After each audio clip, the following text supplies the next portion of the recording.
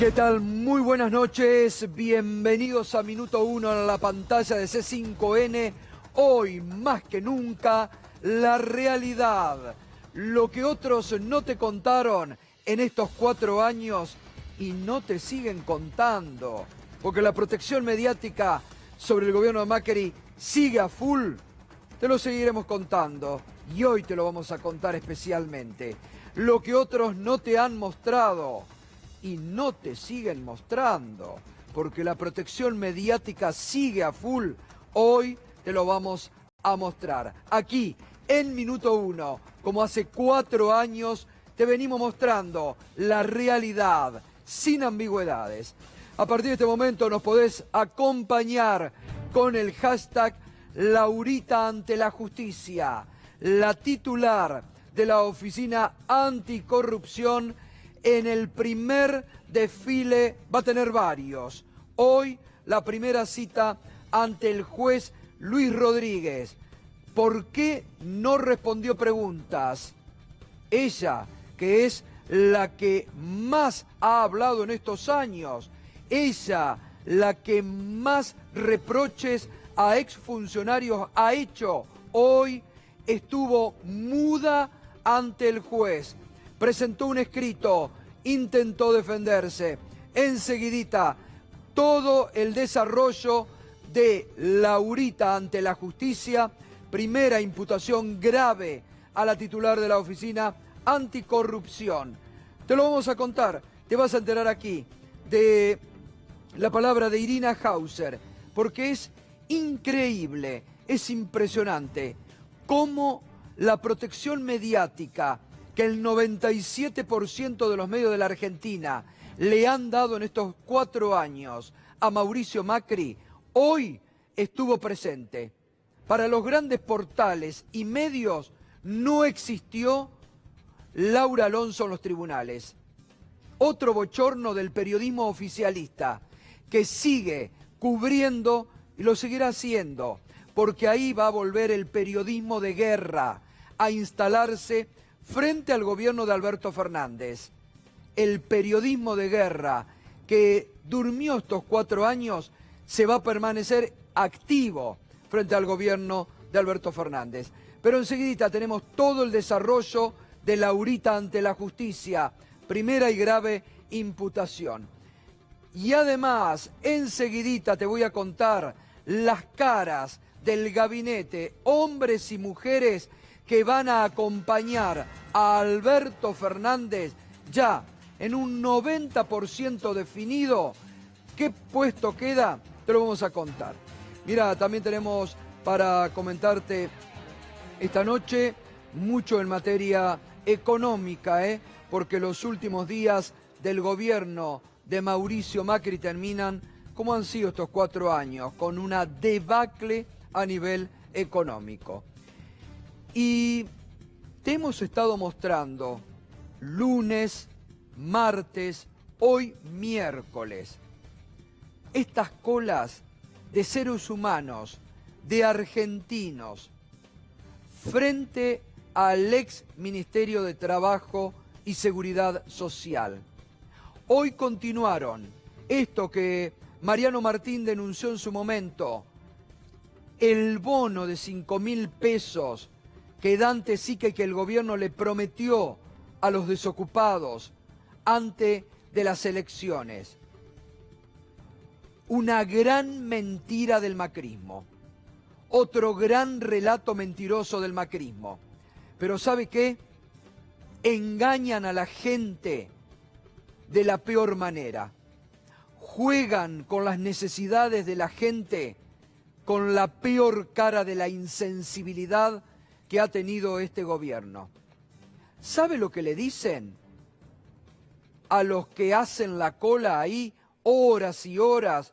Hoy había 5 colas de cuadra. Les toman los datos, le dan un papelito, le dan un 0800 y ¿sabe qué le dicen de una manera vergonzosa? Llamen dentro de 15 días para averiguar.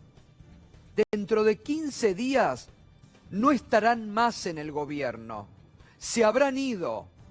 Entonces, están estafando a ellos que le prometieron 5.000 pesos solo como una promesa electoral.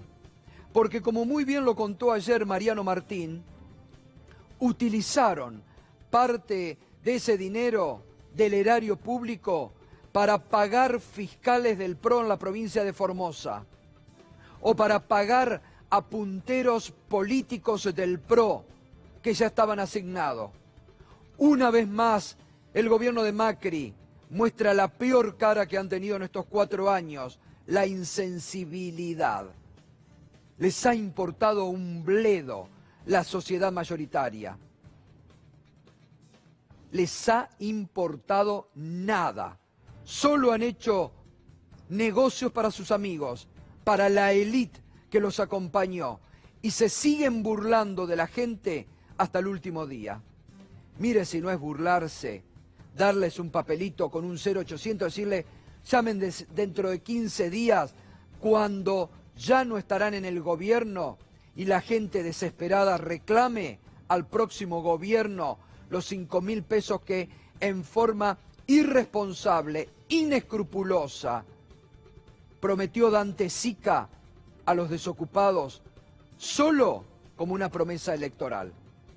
Se despiden de la peor cara, mejor dicho, con la única cara que han tenido, de la insensibilidad, de la burla a la gente y de reírse frente a las situaciones de mayor necesidad. Laura Alonso, la titular de la Oficina Anticorrupción, frente a la justicia. Este es el informe. Va a dar declaraciones, Laura. Laura.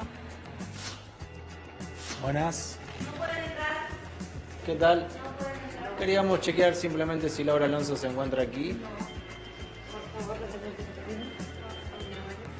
No sabemos si Laura se encuentra aquí. ¿Cómo puedo pedir una entrevista? ¿No se puede pedir una entrevista? ¿No? Bueno, nos están invitando a retirarnos. Vamos a dirigirnos hacia Comodoro Pi para hacer el último intento. Estaba tan desesperada por declarar. El 4 de noviembre me dijo que desesperada por declarar y una prórroga. Estoy desesperada por ir a declarar. Estaba tan desesperada por declarar. Hoy va a ir a algún medio amigo. ¿Quiere hablar con C5N otra vez? Nunca había entrado por acá a traer denuncias, ¿no? ¿Qué se siente la primera indagatoria?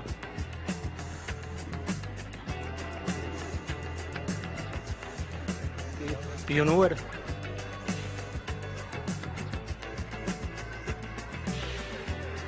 Laura, ¿por qué le sugirió al ministro Aranguren que delegue la firma? Le pedimos a todos los funcionarios que crean que podrían tener un conflicto de interés, que deleguen la firma. O sea, que la deleguen hacia arriba o que la deleguen hacia el costado. Laura.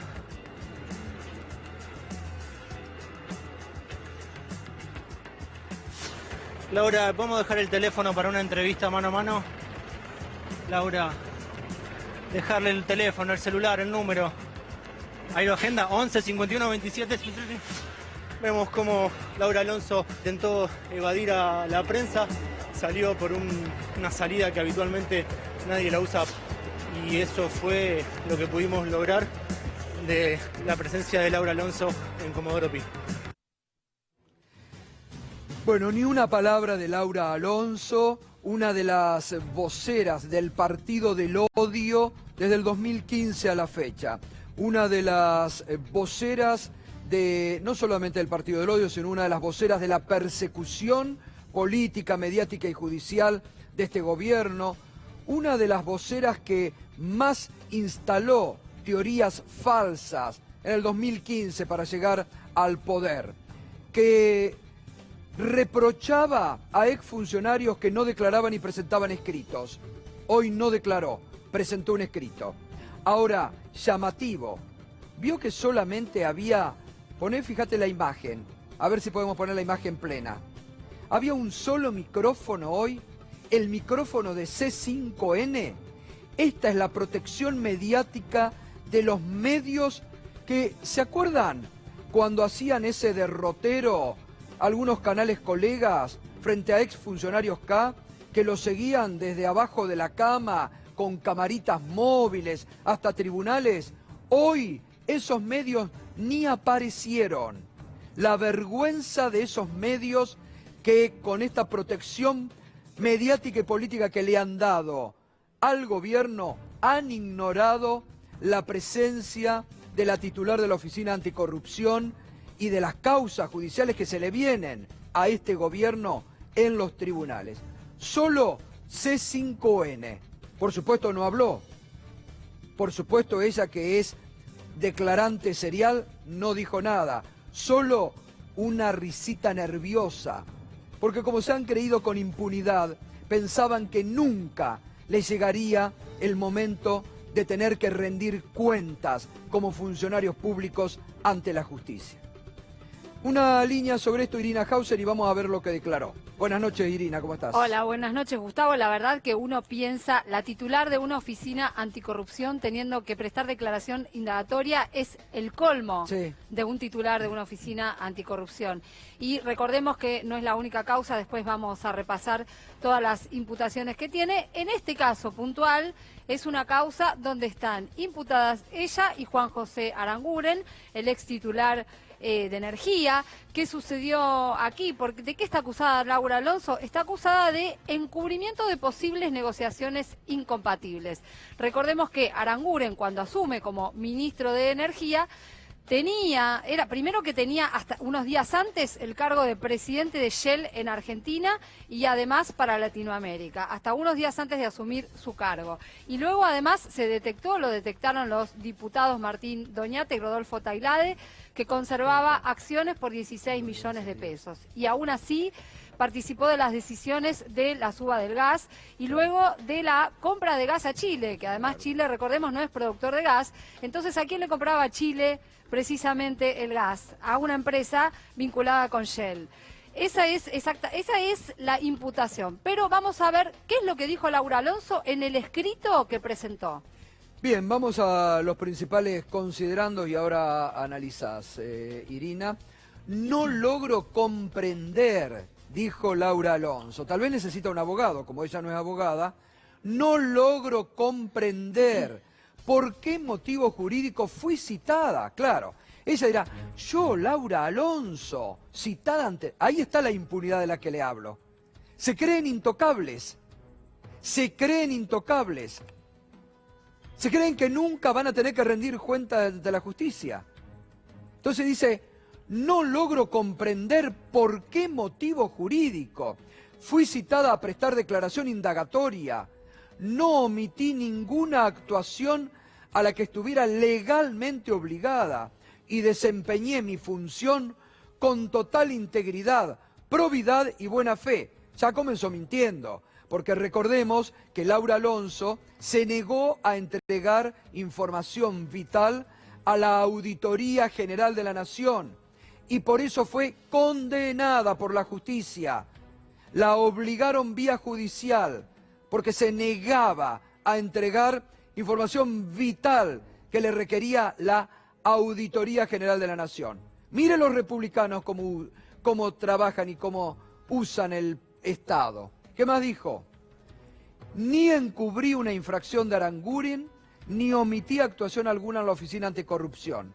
Por el contrario, cumplí estrictamente con todos los deberes, obligaciones y funciones a mi cargo. Ningún delito puede serme reprochado.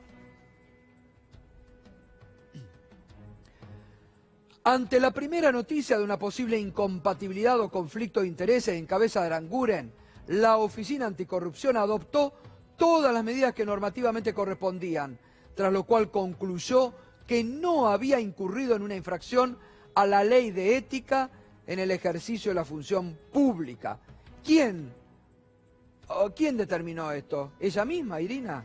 Y evidentemente sí, porque la ley de ética pública deja planteado que en realidad tenés que llegar libre de cualquier relación con esa empresa en la que participaste. Y esto es lo que plantean en su denuncia, claro. Además los dos diputados Tailade y Doñate. Y que el juez algún indicio de certeza le da al citarla a declaración indagatoria, ¿no?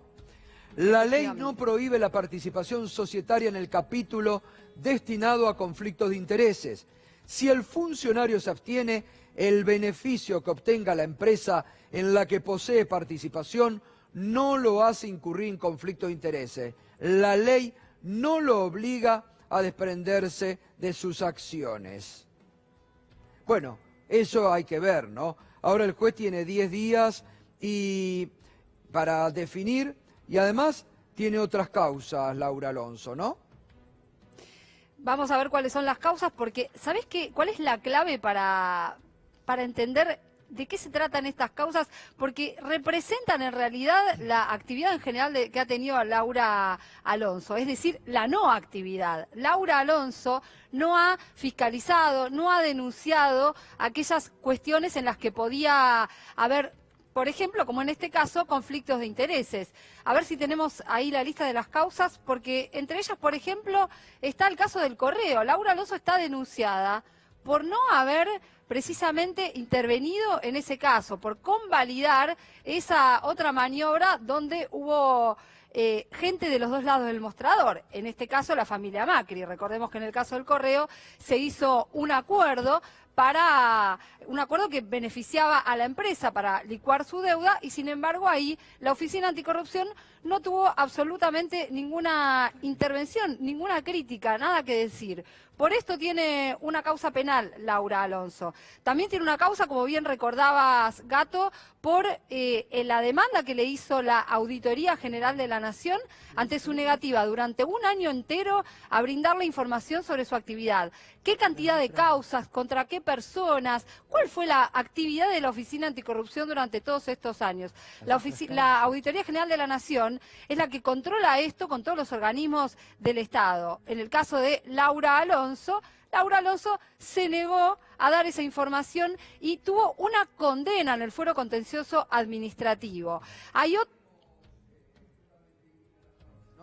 otra de las causas que efectivamente, como bien estamos viendo, tiene que ver con la contratación de una consultora ligada al PRO para la comunicación de la Oficina Anticorrupción, que además era una consultora que tenía kioscos en muchos organismos del Estado, pero en el caso de la Oficina Anticorrupción, la paradoja de que vayan a contratar un órgano una consultora externa, de manera externa, no era parte del organismo, y esto no estaba previsto como una posibilidad para la Oficina Anticorrupción. Esas son algunas de las principales causas. Y otra tiene que ver, ¿sabés con qué? ¿Te acordás cuando Laura Alonso dijo públicamente que ella no investigaba a los funcionarios de su propio gobierno? Sí, además dijo que estaba enamorada de Macri, ¿no? Que por eso no lo investigaba. Por eso no le hicieron una causa, pero sí le hicieron una causa por blanquear que no querellaba a nada, no querellaba ningún caso que pudiera incriminar a funcionarios de su propio gobierno. Bueno, a ver, convengamos que ya desde el vamos fue un nombramiento ilegal, porque hubo que cambiar la normativa de la Oficina Anticorrupción, porque Laura Alonso no es abogada, pero le debían el poder político, mediático y judicial para la persecución, porque como yo siempre les digo, no fue Oficina Anticorrupción, fue la Oficina de la Venganza del Partido del Odio, cuya titular fue Laura Alonso. Oficina de la Venganza del Partido del Odio, titular Laura Alonso. Hoy ante la justicia, primera vez, va a seguir desfilando. Javier Timerman, el hermano de Héctor Timerman, a propósito de Laura Alonso, dijo hoy: no me causa satisfacción que Laurita Alonso esté imputada y tenga que declarar. Solo me gustaría recordarle que sus acusaciones infames y malintencionadas llevaron a mi hermano, un hombre bueno y honesto, a la muerte. No valía la pena, Laura. Nadie se merece esa maldad. Contundente, contundente, Javier Timerman. Contundente. Porque la verdad que Laura Alonso ha actuado con mucha maldad, con mucho odio, y la verdad que bueno, en algún momento las cosas se pagan. Muy bien, hoy juraron los nuevos senadores. Un congreso que la jura fue prácticamente a oscuras. Se cortó la luz en el Congreso de la Nación, en el momento de la jura. El grupo electrógeno del Senado para 1 hora solamente. Todo patético. Pero bueno, fiesta de la democracia, juraron nuevos senadores y además quedó conformado ya el bloque de la mayoría. El Frente de Todos tendrá mayoría también en la Cámara de Senadores. Vamos a ver algunas de las caras que llegan y que se destacan, ¿no? Bueno, Claudia Ledesma Abdala será la presidenta provisional, ex gobernadora de la provincia de Santiago del Estero, actual senadora. Jorge Tayana, ex canciller, al renunciar hoy. Cristina Kirchner, para asumir como vicepresidenta de la Nación, ingresó Jorge Tayana, que fue en el 2017 compañero de fórmula de Cristina Kirchner. Mariano Recalde, ex titular de Aerolíneas Argentinas, que era el primer senador en la elección pasada aquí en la capital federal. Oscar Parrilli, ex secretario general de la Presidencia, ex titular de la AFI, senador por Neuquén, que ingresa también a la Cámara de Senadores. Otras caras: Alberto Beretilnec, ex gobernador de la provincia de Río Negro, que llega como senador. Martín Lustó, que de la Cámara de Diputados, por el radicalismo en alianza con Juntos por el Cambio, llega a la Cámara de Senadores. Y Alfredo De Angeli, que continúa. Y así quedó conformado el bloque del PJ en el Senado. El PJ tendrá quórum propio, 40 bancas, 3 más de las necesarias. Juntos por el Cambio tendrá 29 bancas y otros partidos provinciales 2 bancas. Hoy también el Senado aceptó la licencia por 6 meses del senador por Tucumán, José Alperovich. José Mayans, jefe del bloque de la mayoría, esto decía. Tenemos nuevo gobierno, tenemos nuevo Congreso. En primer lugar tenemos que trabajar por las presentaciones que hace el Poder Ejecutivo de las herramientas legales que necesita. Yo creo que la primera va a ser el presupuesto, porque allí se fijan pautas ya del camino económico del año 2020, ¿verdad? Del 2020.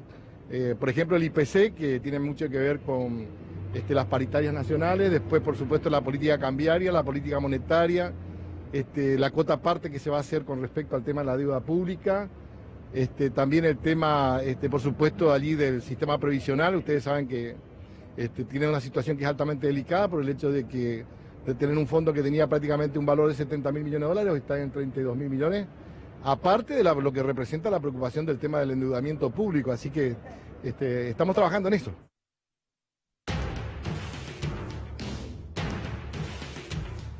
Bueno, y hoy el presidente electo Alberto Fernández tiene días muy intensos, ¿eh? La verdad no para. Entre las reuniones que tuvo en la jornada de hoy, recibió en sus oficinas al ex presidente de la Nación, Eduardo Duhalde. Hablaron mucho de lo que fue la negociación por la deuda externa en el 2002, cuando en el peor de los mundos Eduardo Duhalde asumió la presidencia de la Nación. Y Alberto Fernández estuvo muy bien en el reconocimiento a Duhalde. Puso en el tuit: siempre digo que si hiciéramos un monumento al bombero, debería tener la cara de Eduardo Duhalde, porque sacó al país del incendio y allanó el camino para volver a crecer. Gracias, Eduardo, por tu visita de hoy y tu consejo permanente. Vamos a levantarnos una vez más. Reconocimiento merecido por parte de Alberto Fernández al expresidente Eduardo Duhalde, que le tocó la peor de la transición, cuando renunció Fernando de la Rúa frente a la peor crisis política, económica y social que tuvo la Argentina con el derrumbe de la alianza Cavallo de la Rúa. Y allí, cuando Duhalde asumió en las peores circunstancias, la presión del fondo, tremenda. Siempre les cuento, ¿no?, la anécdota, cuando llega el delegado del fondo Anup Singh a pedirle ajuste, cuando la Argentina estaba al borde del precipicio. Y Eduardo Duhalde le decía, mire, la verdad, no tenemos ni para el papel higiénico. Y mi obligación es sacar a la Argentina rápidamente de la pobreza y tengo que ir con planes asistenciales. Y Anup Singh, sordo, no escuchaba nada de la realidad argentina, decía, tiene que hacer ajuste acá, acá, acá, acá. Duhalde le decía, ¿escuchó lo que le dije? Tengo el mayor número de pobres de la historia, tengo que activar planes sociales. Y el fondo lo único que le interesaba era el ajuste. Cuando el fondo le había soltado la mano a Cavallo, su digno alumno, y nos dejó en bolas a los argentinos. La verdad que un muy buen reconocimiento, un muy buen gesto de Alberto Fernández. Hablaron mucho del tema de la deuda, de la negociación, y cuando se retiraba de la oficina de Alberto Fernández, esto decía Duhalde. Hay un dicho que se sufre como una madre. Cristina está sufriendo por su hija. Eso hay que entenderlo, eso hay que entenderlo. Los varones, nosotros, los que estamos acá, creemos que queremos a los hijos igual que las madres, ¿no? Los hijos son parte de la madre. Cristina está en el momento sufriendo mucho, pero como estamos llenos de odio en Argentina, no pensamos esas cosas. No tenemos que contarle nada al FMI, no tenemos que rendirle cuenta al FMI. Hoy no podemos pagarle, no le vamos a poder pagar, y arreglar para el futuro como se puede pagar, nada más que eso. Bueno, así se retiraba el expresidente Eduardo Duhalde, después de haber visitado al presidente electo Alberto Fernández y de haber charlado. Siempre digo que es muy importante el aporte que expresidentes puedan hacer. Sobre todo reitero esto, en el peor momento, cuando no hay que olvidarse también que en esos tiempos, mire cómo actuaba la política, sin egoísmo en esos tiempos.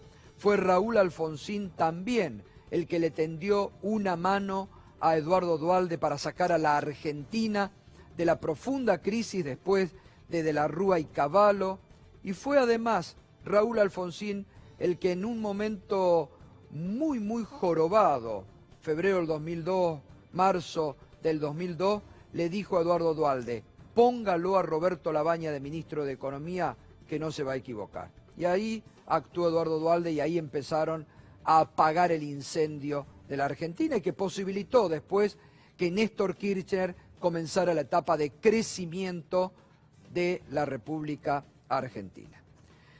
Riesgo país hoy en la Argentina sigue muy alto, 2.266 puntos. Vamos a estar, pero le voy a pedir una línea a Eugenia Aruguete, economista. Buenas noches, Eugenia. ¿Por qué sigue alto el riesgo país? Y hoy también se dispararon positivamente los bonos argentinos en el exterior. ¿Qué huelen los mercados? Hola Gustavo, ¿cómo estás?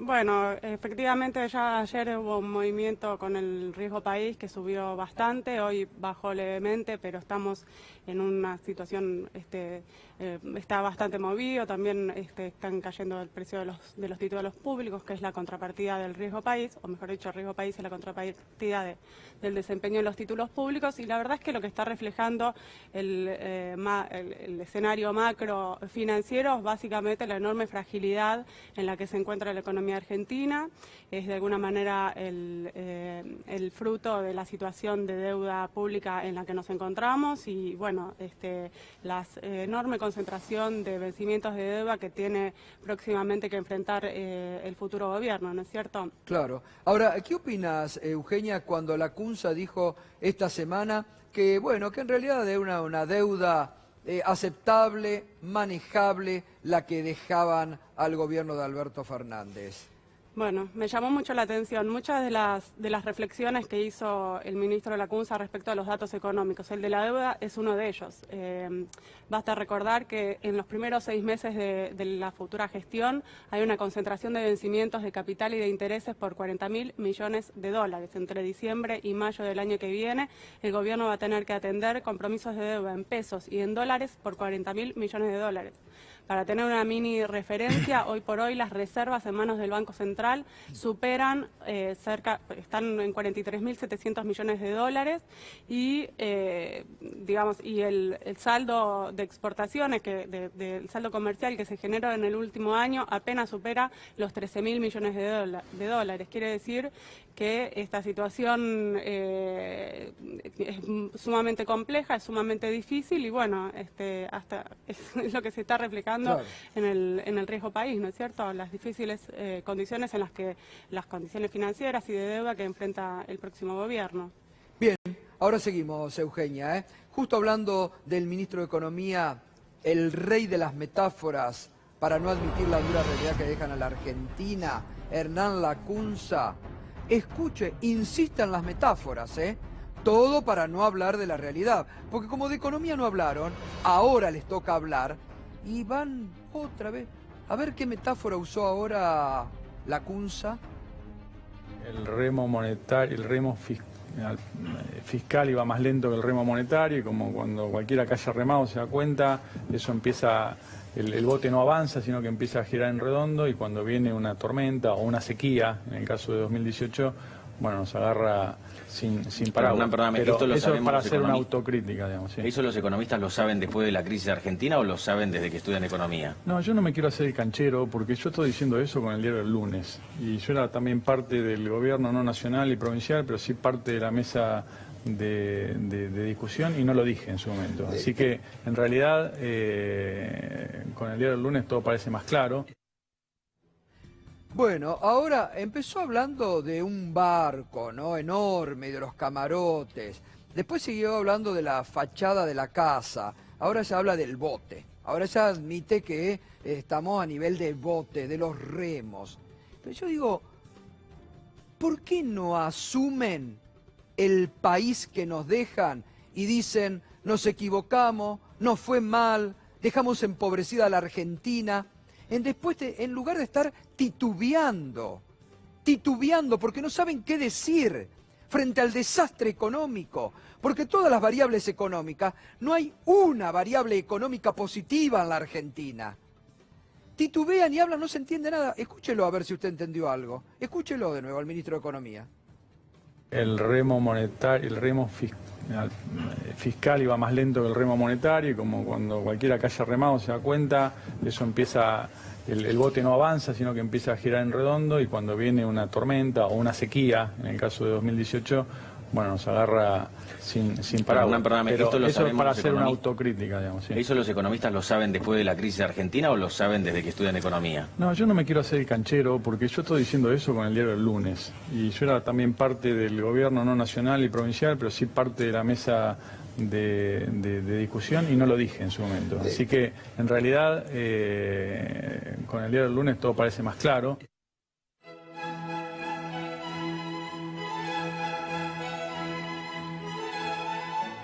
Bueno, va a pasar como el rey de las metáforas. Antes del 10 de diciembre vamos a hacer toda una recopilación. Sería ¿cómo era? ¿Naroski?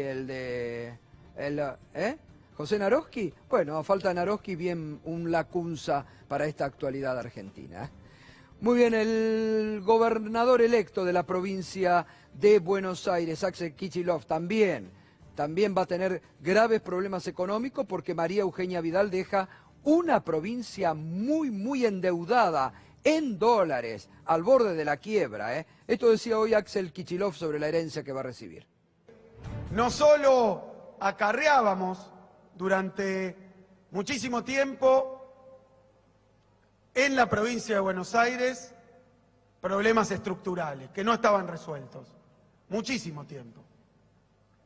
Pero sabemos también que en el último periodo, cada una de esas dificultades, lejos de mejorarse, se agravó.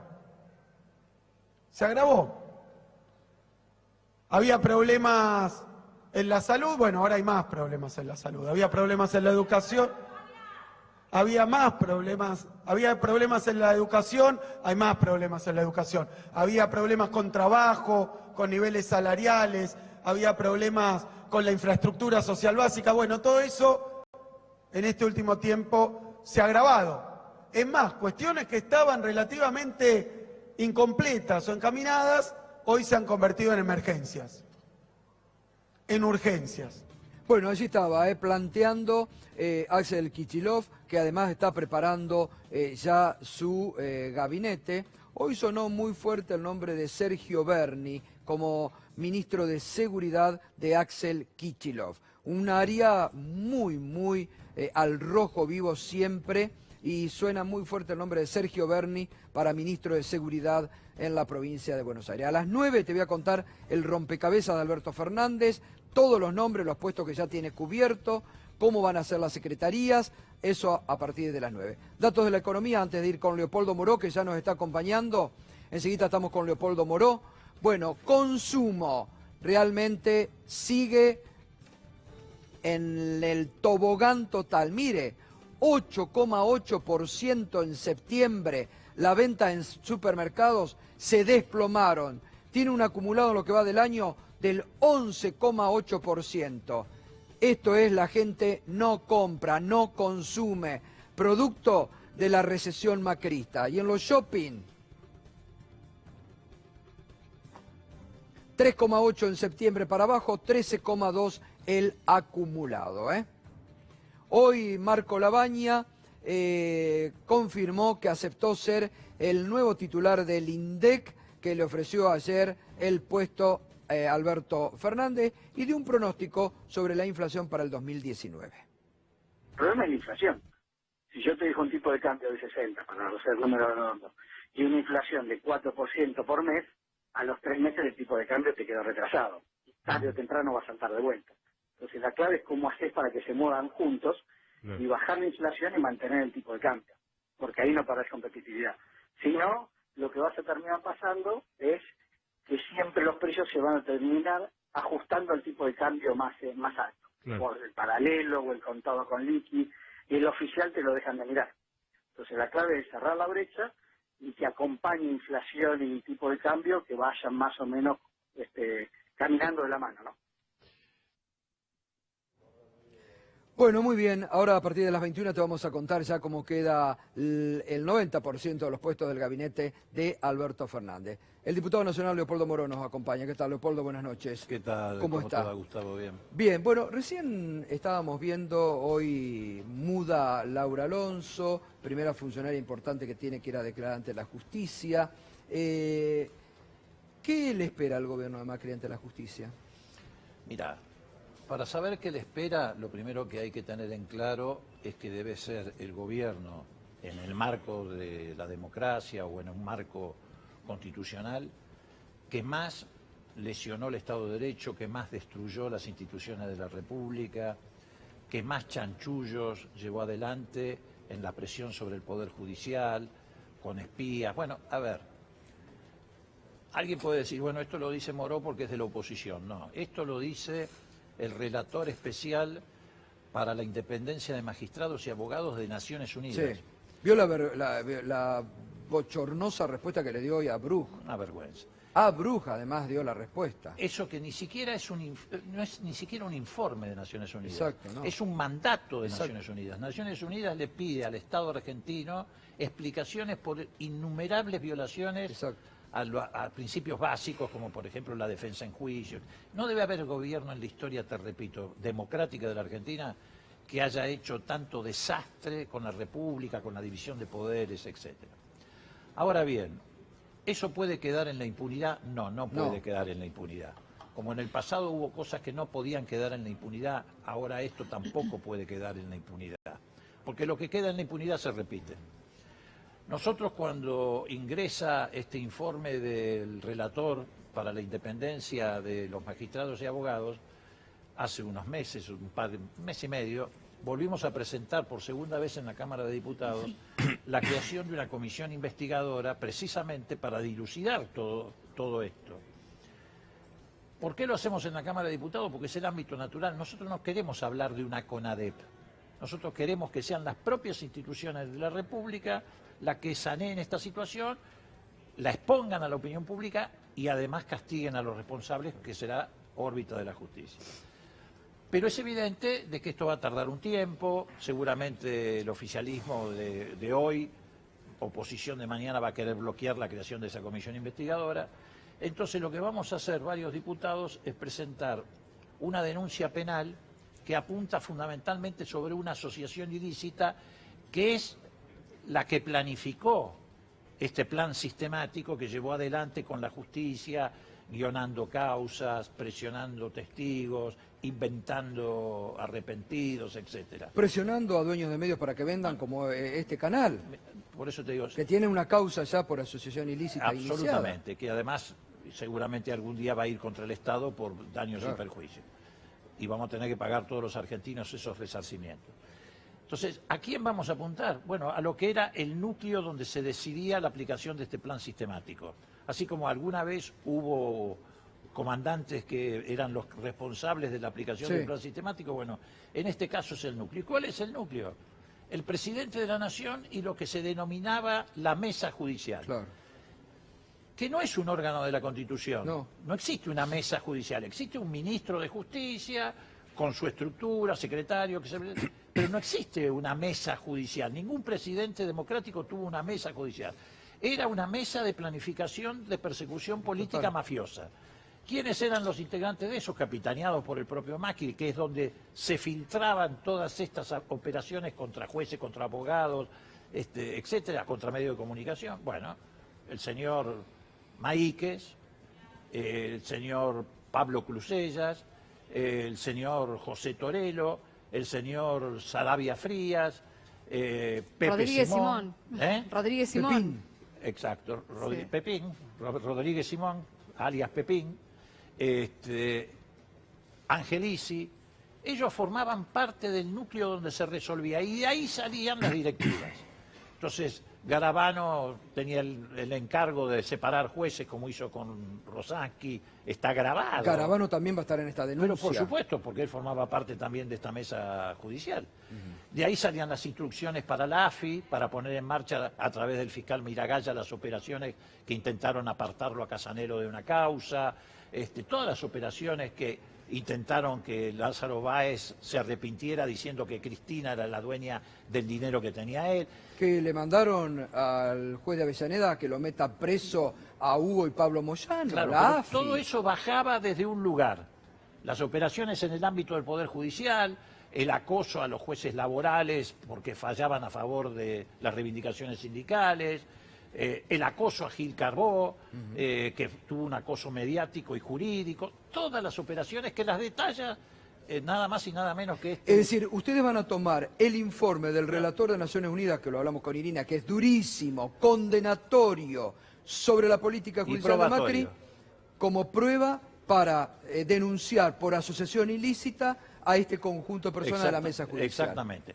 Le vamos a agregar al informe del relator de Naciones Unidas informes que nosotros tenemos respecto, por ejemplo, a las acciones de inteligencia ilegal que eran complementarias de esto, que en el informe del relator no están porque no era de su esfera. Bueno, mucho de lo que se está investigando el juez Ramos Padilla. Lo que está investigando Ramos Padilla, lo que está investigando Canicova Corral, porque acá hay dos investigaciones, una sobre la red de D'Alessio, que era una red, digamos, tercerizada de la AFI, y otra la que tiene a su cargo el doctor Canicova Corral, que también está demostrando la existencia de una red de espionaje que usaba fundamentalmente a migraciones, a la FIP, etcétera, como parte de estas tareas de investigación ilegal, etcétera, para que formaran parte del apriete. ¿Vos te acordás, por ejemplo, cómo separaron al camarista Ballesteros? Sí.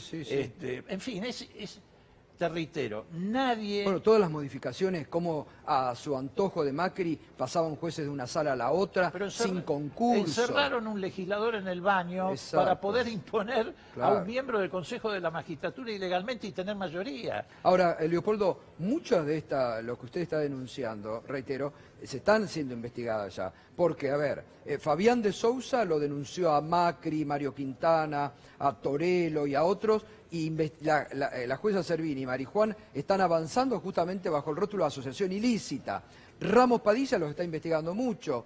Otros jueces, Luis Rodríguez tiene varios, digo. Sí, pero nosotros vamos apuntan a la mesa al centro judicial. de decisión. Porque no era que espontáneamente un señor en Hubo la una AFI, planificación pero de persecución. obviamente, Ahí está. hay una planificación sistemática. Claro. No es que se le ocurrió a Miragaya apartarlo a Casanelo, alguien le dio la orden.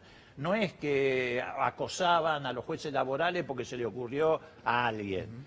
Ellos funcionaban sistemáticamente todas las semanas, un órgano fuera de la Constitución, un órgano ilegal, que planificaba todas estas acciones. Entonces nosotros vamos a ir contra eso, que son los que tenían capacidad de decisión. Después van a aparecer, como aparecieron en el pasado, los tipos que te dicen, no, yo actué en el marco de la obediencia debida. Pero... Ahora, no sé si tuvo oportunidad de ver la respuesta que presentó Abrug en la ONU, donde cuestiona este concepto de plan sistemático en materia de estas investigaciones. Porque dice, teniendo en cuenta la historia de nuestro país, es una barbaridad que estén hablando, que estén utilizando el término plan sistemático para referirse a supuestas injerencias sobre el Poder Judicial. ¿Qué reflexión le merece esto? Bueno, Irina, precisamente eso. Como hubo en la Argentina un plan sistemático de otra naturaleza y de otra característica, ellos no debieron haber repetido esa modalidad. Eso es incompatible con la conciencia democrática que los argentinos recuperamos a partir del 83 y que nos hace un país distinto en América Latina. No es casual, y lo digo con dolor por nuestros hermanos latinoamericanos, pero no es casual que en la Argentina el estallido contra un modelo neoliberal se dio a través de elecciones.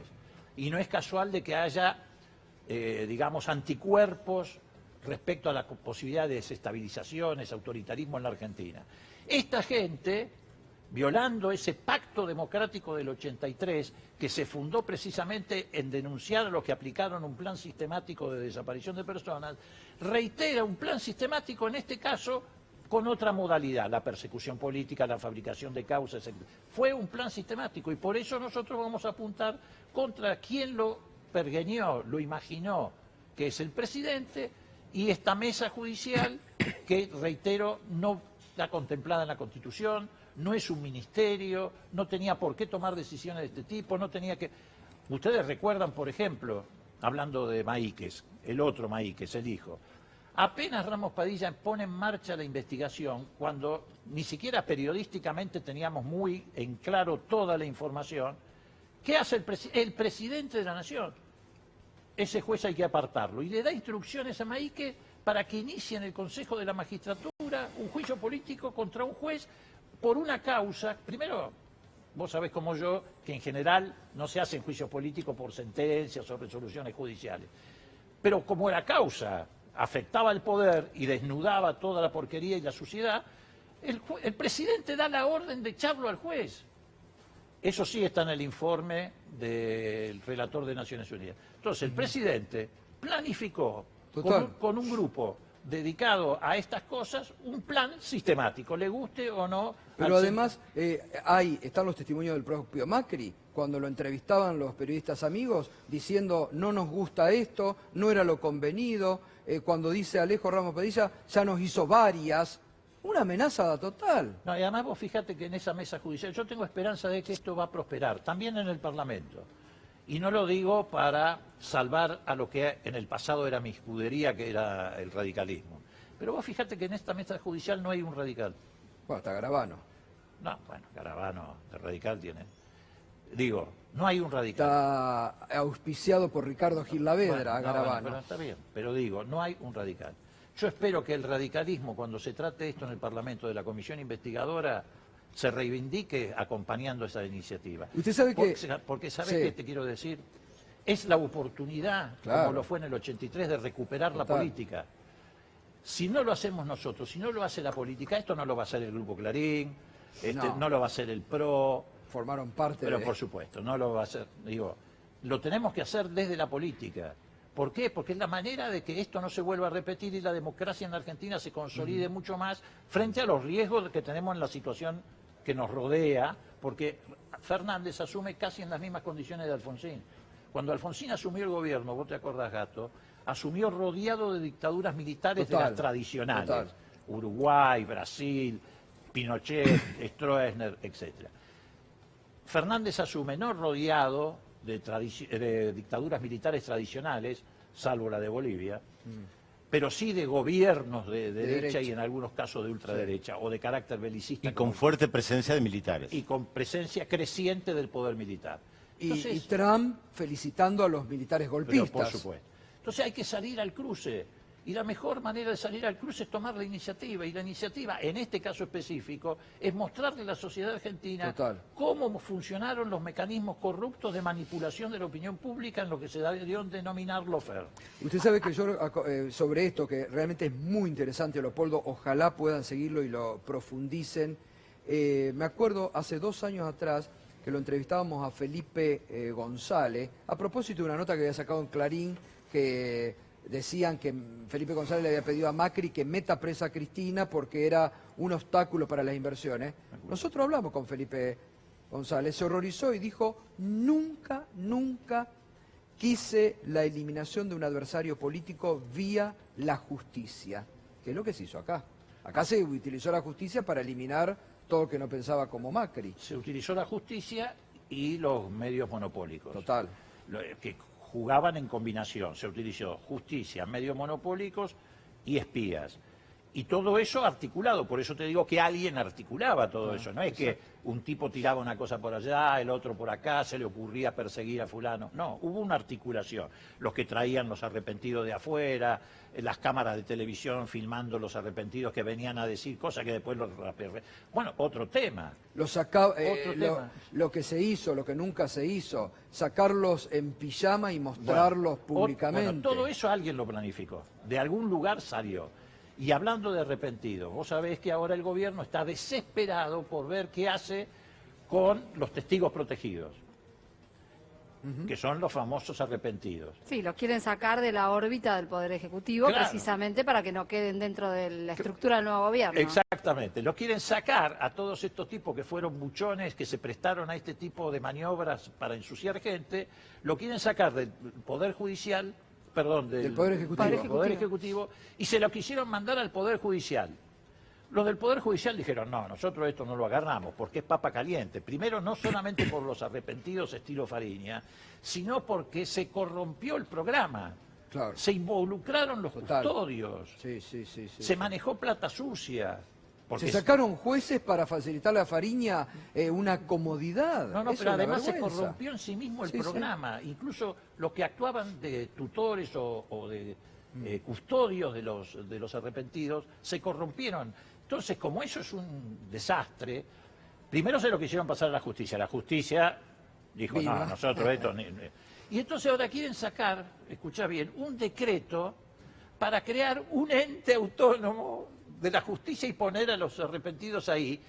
Obviamente está desesperado Garabano, toda esta famosa mesa judicial, etcétera, porque si se destapa esa olla, los problemas que van a tener van a ser aún peores de los que van a tener. Totalmente. Morona, una duda respecto de esta cuestión de esto que ha salido a la luz, sobre todo esta mugre de los servicios de inteligencia y la injerencia que han tenido en el armado de causas. Con estas revelaciones, ¿se corta todo eso? Porque es algo como que ha atravesado todos los tiempos, ¿no? Y que a veces ni siquiera importa el poder de turno, siempre aparecen jugando para distintos intereses. ¿Se va a cortar esto? Mira, es una buena pregunta. Es una pregunta que nosotros nos hicimos, Irina, en el 83. Por eso no solamente hubo juzgamiento, sino también se creó la CONADEP. La CONADEP tenía como misión no solamente recoger, como hizo, todos los testimonios, las probanzas, sino fundamentalmente tenía como responsabilidad, que se tradujo en el libro del Nunca Más, darle a conocer a la sociedad lo que había ocurrido, correr el velo. Y cuando vos corres el velo, ayudás mucho a elevar el nivel de conciencia de la sociedad. Una de las dos cosas sola no te sirve. Tenés que juzgar y tenés que dar a conocer lo que ha sucedido para que la sociedad argentina quede inmunizada frente a esas cosas. Por supuesto que habrá que complementarlo con otras cosas, por ejemplo, cortar la relación entre los servicios y la justicia federal. ¿Cómo se hace eso, no? Y si querés te cuento. Bueno, no es tan eso, complejo. tarea para el nuevo gobierno, ahí eso es va todo a un tener. desafío. Sí. Pero bueno, habrá que cambiar algunos párrafos de la ley de inteligencia. Con cambiar esos párrafos, eso se podría modificar. Hay un párrafo que establece las prohibiciones de lo que debe hacer la inteligencia, pero alguien le agregó, salvo requerimiento del Poder Judicial. Con esa frase, salvo el requerimiento del Poder Judicial acudía a la AFI y la AFI al Poder Judicial tantas veces como se le daba la gana para inventar causas, espiarte a vos, a él, a mí, al otro. Hay que hacer muchas cosas, hay que hacer crecer la facultad de la Comisión Bicameral de Investigadora seguidora de los servicios de informaciones, más al estilo europeo, que tenga facultad incluso de allanar. ¿Por qué? Porque está en juego la libertad de la gente, la privacidad de la gente. Yo creo que es la oportunidad de hacerlo todo eso. Por supuesto que va a haber resistencias, estas mafias en general te generan resistencias, pero bueno, es lo que la democracia... Hay que impulsarlo. Pero es que lo que la democracia debe encarar en esa etapa. Leopoldo, muchas gracias. No, al contrario. Lo vamos a seguir. ¿Cuándo lo van a presentar? ¿Tienen fecha? El proyecto de creación de la comisión ya lo presentamos. Sí. Eso ya ¿Y entró esta por denuncia? Y esta denuncia tardaremos unos cuantos días, pero no muchos más, porque es una denuncia grosa, digamos, hay que juntar mucha prueba. Gracias, No, gracias, al Leopoldo. Eugenia Aruguete, que nos acompaña desde el inicio. ¿Pesada herencia, bomba, deja, campo minado Macri al futuro gobierno? Sí, la verdad que sí, eso es muy, muy pesada la herencia. Ya hablamos del tema de la deuda externa, que me parece que es un tema crucial.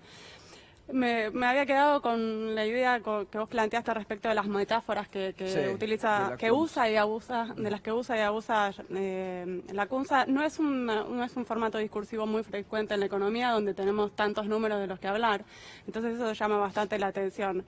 Un número que presentó el ministro en la última presentación, que llama mucho la atención o que preocupa, es, digamos, en los últimos años el Estado hizo un fuerte ajuste fiscal, bajó el déficit fiscal de 3,8 puntos del PIB en 2015 a lo que proyecta para este año 0,5 puntos del PIB. Eso es un ajuste fiscal muy importante, que es básicamente lo que está explicando la fuerte contracción de la economía, la fuerte caída de las ventas, lo que vos mostraste recién en el dato de esta tarde, una caída de las ventas de un 12% respecto del año pasado, que ya había habido caída de ventas, con lo cual el número es realmente dramático, y este fuerte ajuste fiscal que se produce en un contexto en el cual el pago de intereses de la deuda pasa de 1,3 puntos del PIB a 3,3. Claro.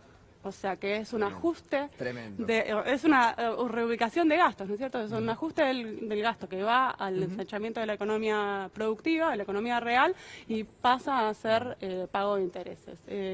Bárbaro. Eugenia, muchas gracias. Gracias. Bueno, vamos a tener mucho para charlar en próximo programa, que con gusto te vamos a volver a invitar. Muchas gracias. Muchas gracias, muy amable. Gracias. Tenemos una alerta antes de ir a la pausa.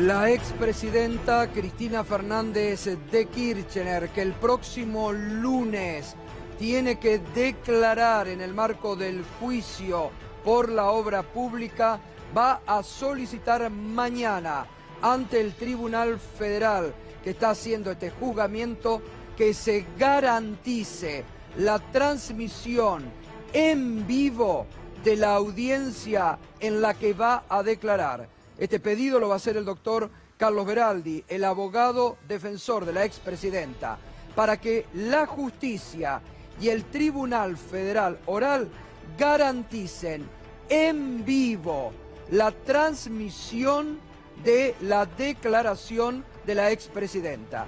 Esto lo hacen porque ha habido problemas, porque el sitio judicial en muchas ocasiones corta la transmisión, impide que se conozca el testimonio en vivo. Por eso mañana se hace esta presentación formal.